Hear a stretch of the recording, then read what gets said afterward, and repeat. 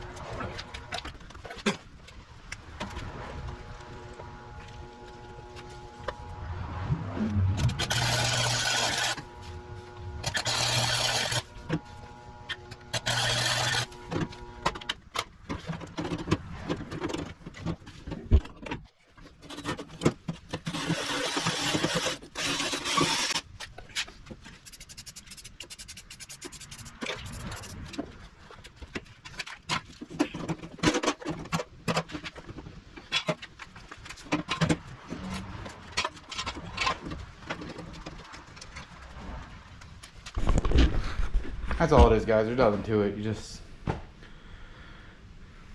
get after it and do it, man. I don't weld. Picked up a cheap welder. Looks to be holding good. We'll run around a little bit and we'll see. Just get out and try, man. You never know. Like and subscribe, guys. Thank you.